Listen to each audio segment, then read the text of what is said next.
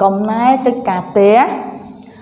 Pịa sâu đôi nâng pịa cua Chà cái cạp té hoặc cô cầm muốn cư thưa ẩm phí Chà pịa cua sâu đôi nâng pịa cua nó con á Chà chẳng cua là bó dưỡng miên pi vàng Chà cơ đã sở úa cua nâng đó cua Chà thạ chì cô nà niếm Xong có bấy ật tỏa Ú tìa hó cô hát prao pịa núp cua hơi Chà cua tì pì cô đã sở úa nâng rờ thạ chì niếm Xong nông phái trong còng phái Ú tìa hó srơ mùi cua Chà ní cứ chia cầm này cái cạp ca bị mong môn Chà vì chứng bật tốt bị cô tổng ọc ní ban thưa cầm này cái cạp tê hơi Chà cô một tiếng chứng bật tốt bị cô nở ban thưa cầm này cái cạp tê hơi Nè kru có chiên châu đồng mì riêng thầm mây Và tái môn nâng bật tốt mì riêng thầm mây Nè kru có miên sầm nô xua côn chầm nuôn pì Chà chứng sầm nô tìm môi chạm sọ đạp ná Chà sầm nô tìm môi Chà ta cô nở thật xa vì mong muốn cô đăng ngay ná rồi băm cả ngạo Chà chứ nè kru xua tha ta rồi băm cả ngọc Miên đam cầm nát nơi khẹt nà Chà ọc cún Chà tầm trời hai rồi băm cả ngọc cứ miên đam cầm nát nơi khẹt bảy lần Chà ọc cún tràn Chứ sân nô tí pi bọn nè kru xua tha Ta rồi băm cả ngọc Miên tua sầm đáy chùm luôn vào mà nè Chà hai tua ông tần nốt chia vậy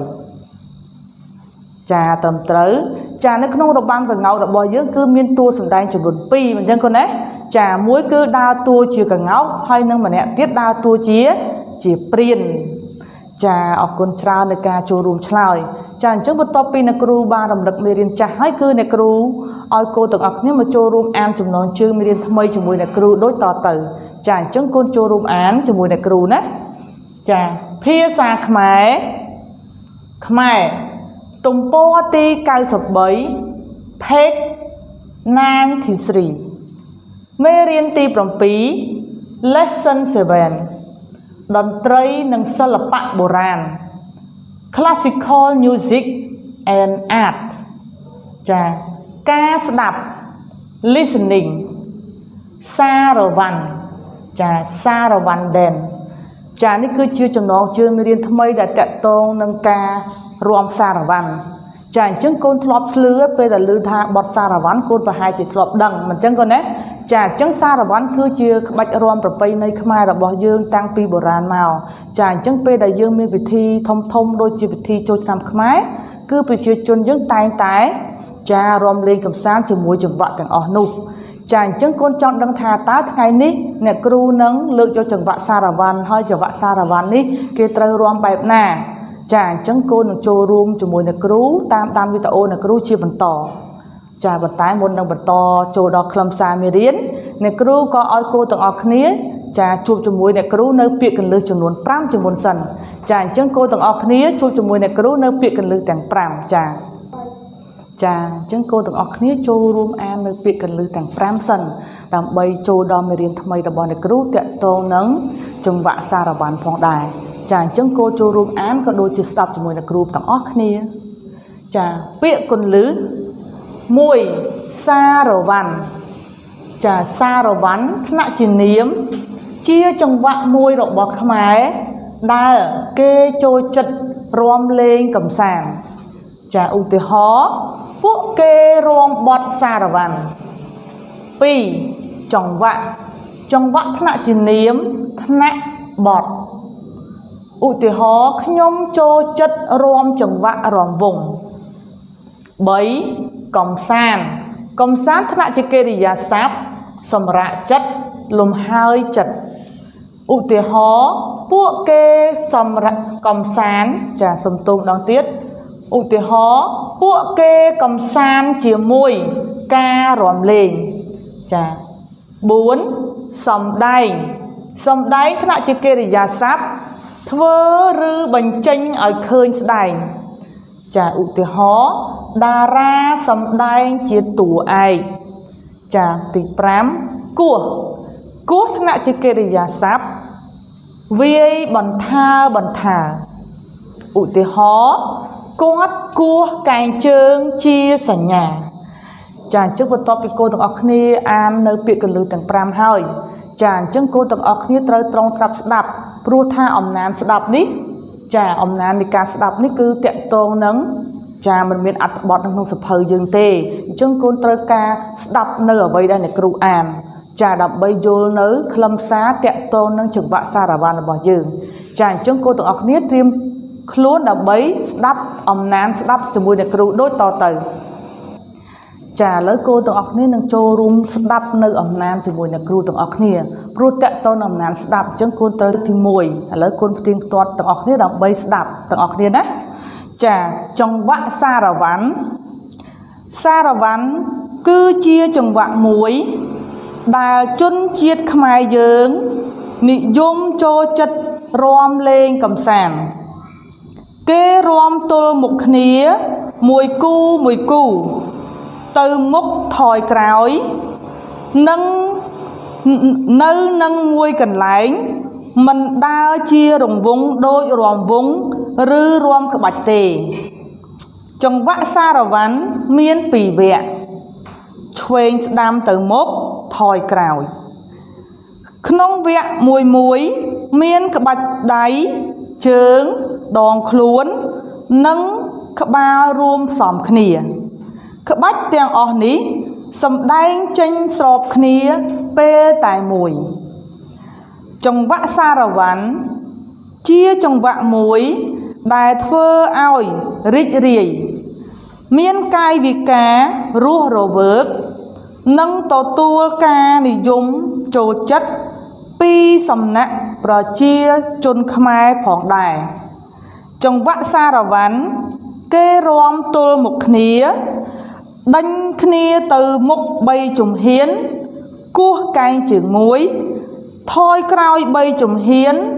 គោះកែងជើងម្ដងទៀតចានេះគឺជាអំណាចស្ដាប់តកតងនឹងចង្វាក់សារវ័នណាចាអញ្ចឹងកូនចូលរួមស្ដាប់ម្ដងទៀតតកតងនឹងចង្វាក់សារវ័នចាចង្វាក់សារវ័នគឺជាចង្វាក់មួយដែលជនជាតិខ្មែរយើងនិយមចូលចិត្តរាំលេងកម្សាន្តគេរាំទល់មុខគ្នាមួយគូទៅមុខថយក្រោយនៅនឹងមួយកន្លែងមិនរាំដើរជារង្វង់ដូចរាំវង់ឬរាំក្បាច់ទេ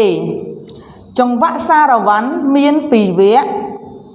ឆ្វេងស្ដាំទៅមុខថយក្រោយក្នុងមួយវគ្គមានក្បាច់ដៃ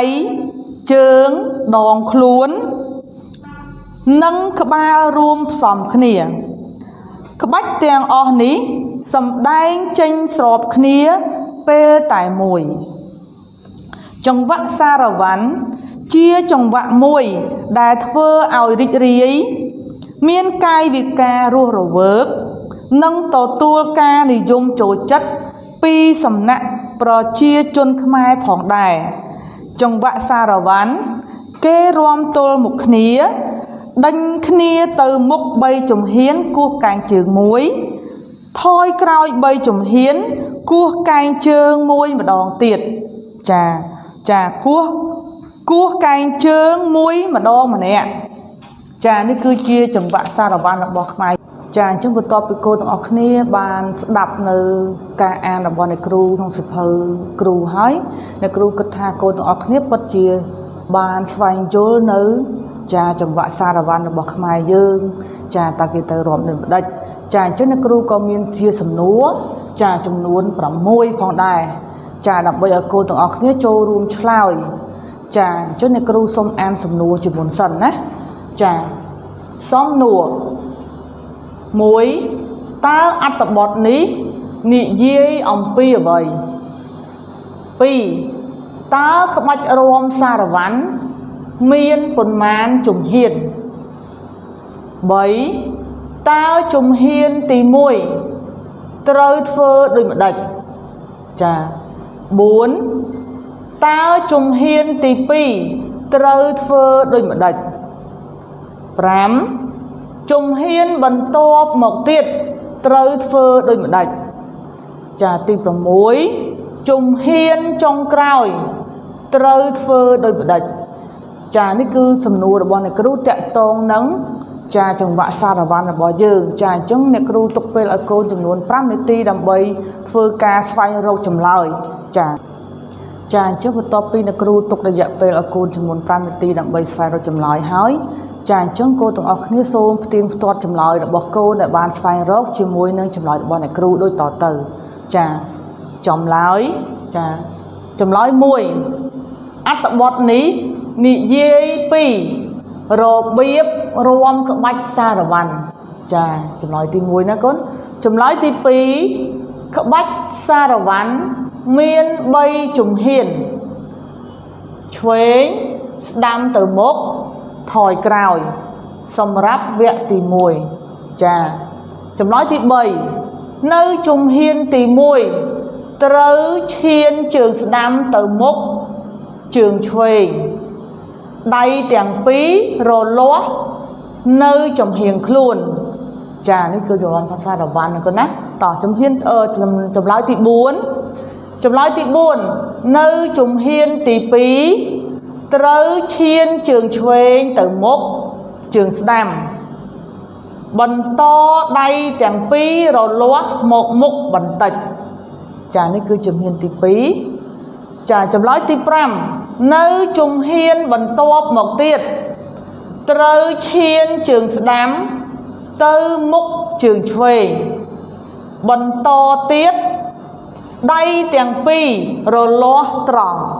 ចានិងជំហានចុងក្រោយគឺជាសំណួរទី6ចាចម្លើយទី6ណាចាចម្លើយទី6នៅជំហានចុងក្រោយត្រូវគោះកែងជើងឆ្វេងបញ្ឆិតពីមុខជើងស្ដាំដៃទាំងពីររលាស់ខ្វែងគងលើគ្នាចានេះគឺជាចម្លើយនៃការរួមសារវ័នរបស់យើងចាអញ្ចឹងកូនអាចទស្សនាទៅមើលបទចម្រៀងប្រពៃណីខ្មែរដំបូងតាក់ទងនឹងបទសារវ័នតើគេត្រូវធ្វើដូចម្ដេចចាហើយមានប្រមាណជំហានដោយអ្នកគ្រូបានឆ្លើយអញ្ចឹងចាអញ្ចឹងបទសារវ័នរបស់យើងមានប្រមាណជំហានកូនចាអូខេត្រឹមត្រូវចានៅក្នុងនេះគឺមានចំនួន3ជំហានចា3ជំហានណាមានឆ្វេងស្ដាំទៅមុខថយក្រោយហ្នឹងសម្រាប់វគ្គទី1ចាអញ្ចឹងចម្លើយរបស់អ្នកគ្រូកូនបានផ្ទៀងផ្ទាត់រួចហើយចាអញ្ចឹងដោយសារតែមេរៀនរបស់អ្នកគ្រូនេះមិនមានជាមេរៀនអីទេអញ្ចឹងកូនអាចយកចម្លើយទាំងអស់នេះធ្វើជាមេរៀនសង្ខេបណាកូនណាកត់ចម្លងចូលសៀវភៅធ្វើជាមេរៀនសង្ខេបដើម្បីកូនស្វែងយល់កាន់ច្បាស់ថា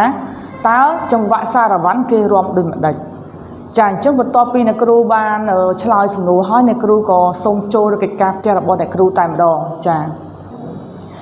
អញ្ចឹងបន្ទាប់ពីកូនទាំងអស់គ្នាបានមើលជំហាននៃការរួមសារវ័នហើយម្យ៉ាងវិញទៀតដោយសារតែកូនទាំងអស់គ្នាទំតែចាឆ្លងនៅវិធីបុណ្យចូលឆ្នាំខ្មែរហើយអញ្ចឹងកូនទាំង